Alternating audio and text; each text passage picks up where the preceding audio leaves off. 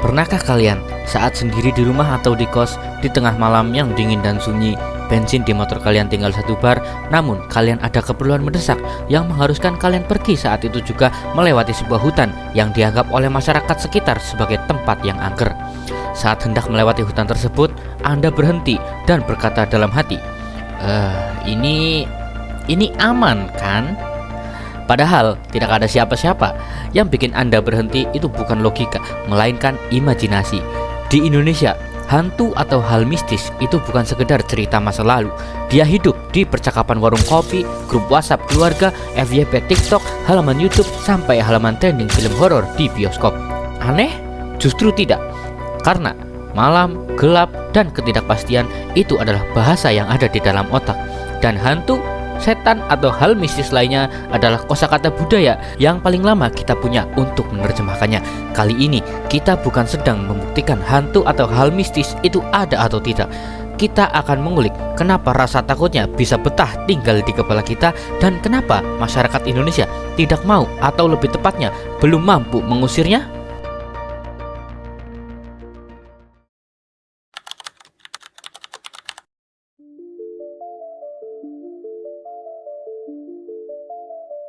Ketika bicara hantu atau hal mistis, banyak yang mengira ini soal mitos semata. Namun, ilmu psikologi melihat ini melalui lensa yang berbeda.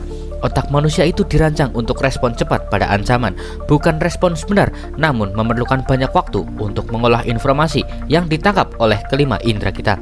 Lebih baik salah menduga ada bahaya daripada tidak menduga dan celaka. Itulah yang dilakukan oleh otak kita. Itu yang ilmuwan kognitif sebut sebagai false alarm advantage. Inilah kenapa suara tok-tok di tengah malam lebih sering dibingkai sebagai pocong, bukan kucing jatuh.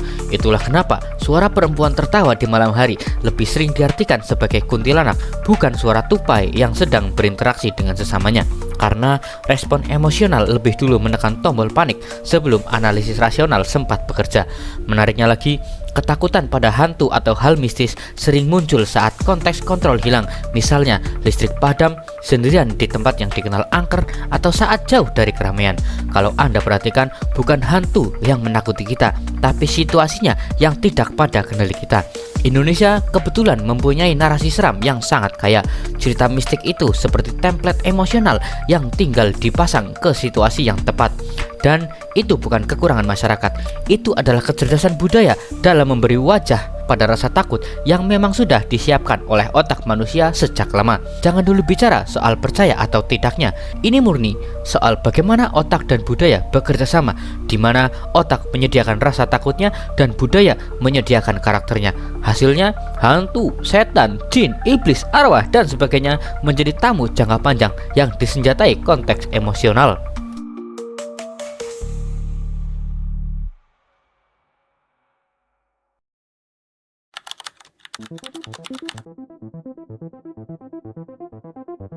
Ketika film horor Indonesia meroket lewat judul seperti Pengabdi Setan, Perempuan Tanah Jahanam, KKN di Desa Penari, dan masih banyak lagi, yang dijual bukan wujud hantu atau hal mistisnya. Yang laku adalah feel-nya, seperti terancam, tidak pasti, tidak berdaya, dan dekat dengan pengalaman penonton.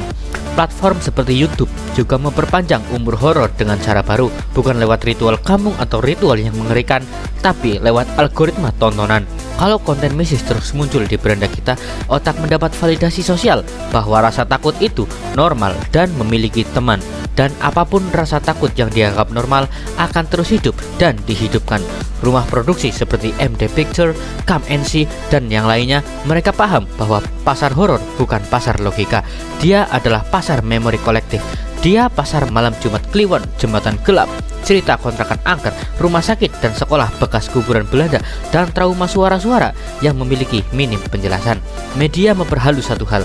Kita mungkin tidak lagi melihat hantu atau hal mistis di kebun, di hutan, di gunung, tapi kita belajar merasakannya di dalam scene film, storytelling visual, dan suara narator yang menurunkan nada bicara waktu suasana gelap. Dan ini bukan sekedar konsumsi horor, ini perawatan emosi. Hantu jadi simbol karena dia bisa dibawa ke format apa saja, dari layar lebar, dari podcast, dari cerita 3 menit, dari postingan Twitter, bahkan sampai desas-desus kecil yang dibaca cepat tapi melekat 10 kali lebih lama di memori penonton.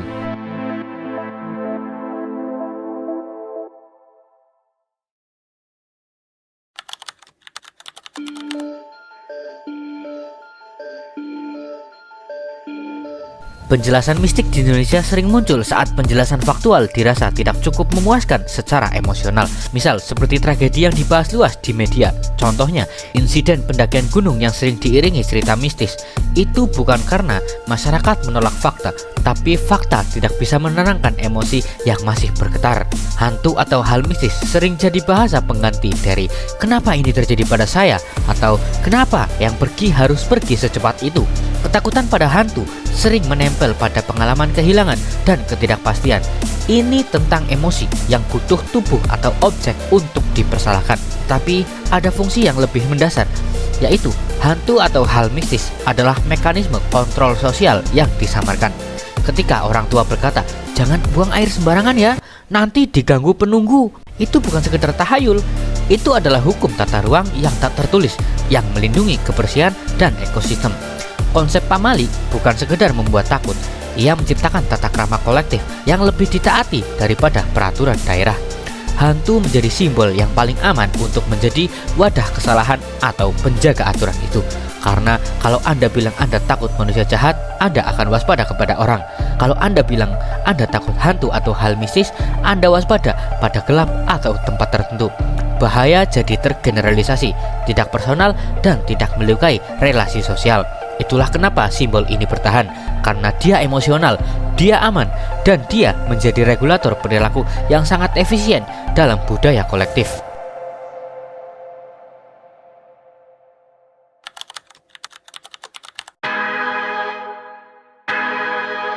Di Indonesia, cerita horor jarang berdiri sendirian.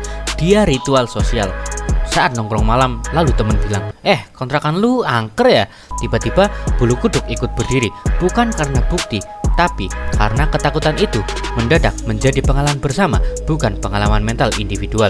Sosiolog di kampus-kampus seperti Universitas Indonesia sering menulis tentang budaya kolektif. Emosi kita lebih kuat ketika divalidasi bersama.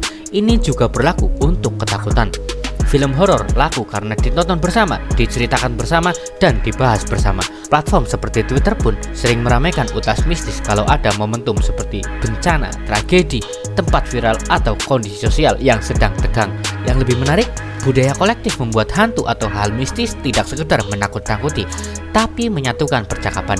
Hantu atau hal mistis adalah konten sosial yang paling netral, yang bisa dibahas semua orang, lintas umur, lintas daerah, lintas pendidikan. Ketika sesuatu menyatukan percakapan, dia tidak pernah benar-benar mati. Walau Gen Z mungkin tidak takut lagi dengan wewe gombel atau kalung wewe saat bermain di sore hari, karena banyak Gen Z yang sekarang menjadi manusia senja. Tapi mereka masih suka mendengar cerita tentang apa yang katanya keluar pada saat malam satu suro. Takut bersama itu punya efek bonding. Lebih banyak bab ceritanya, lebih besar sifat ancamannya, lebih besar kemungkinan hantu atau hal mistis bertahan di playlist budaya populermu.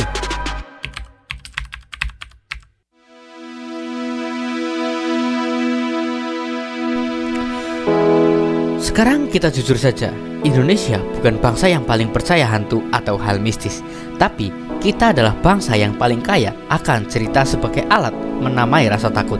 Kalau ada orang tua mau menyampaikan jangan main saat waktu maghrib ke anak kecil, orang tua akan bilang, "Awas, ada wewe gombel." Selesai, satu kalimat, efeknya instan. Kalau negara lain menggunakan monster fiction modern, Indonesia sudah lama punya line up karakter lokal seperti kuntilanak, babi ngepet, genderuwo, pocong. Mereka tidak perlu built-in logic. Mereka sudah built-in memory di otak masyarakat. Orang mungkin sudah jarang lihat belakang rumah yang gelap seperti dulu, tapi ketika konteksnya sama, di mana gelap, sendiri, tidak pasti, sunyi, tidak pada kontrol sendiri, maka hantu atau hal mistis akan muncul sebagai file emosional pertama yang dimuat oleh otak. Ketakutan bukan tentang makhluknya, tapi tentang ketiadaan penjelasan yang cepat dan memuaskan. Dan selama pengalaman ketidakpastian itu masih ada di kehidupan modern Indonesia, pemadaman listrik, pulang malam, hutan sunyi, rumah lama, suara tanpa sumber, atau sekedar sugesti sosial, hati-hati, di tempat ini ada bla bla bla bla bla bla. Simbol hantu atau mistis tidak akan pernah pensiun dari masyarakat Indonesia, karena yang pensiun bukan logika, yang pensiun itu bukti. Nah, sedangkan rasa takut, dia tidak pernah harus punya bukti untuk terus hidup. Kekuatan mereka bukan hanya sekedar mereka tua atau telah lama hidup dalam pikiran masyarakat kita. Mereka beresonansi karena terikat pada geografi dan sejarah kita. Kuntilanak terikat dengan pohon-pohon besar, pocong terikat dengan ritual kematian dan tanah kuburan. Mereka bukan sekedar makhluk, mereka adalah arsip budaya kita. Ketika konteksnya sama seperti gelap, sendirian, tidak pasti, sunyi, maka hantu atau hal mistis akan muncul sebagai file emosional yang pertama kali dimuat otak. Ketakutan bukan tentang pada makhluknya, tetapi ketiadaan penjelasan yang cepat dan memuaskan.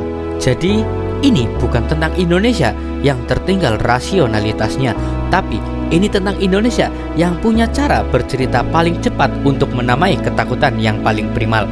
Yang menakutkan itu bukan hantu atau hal mistisnya, tapi gelap atau ketidaktahuan yang belum punya narasi.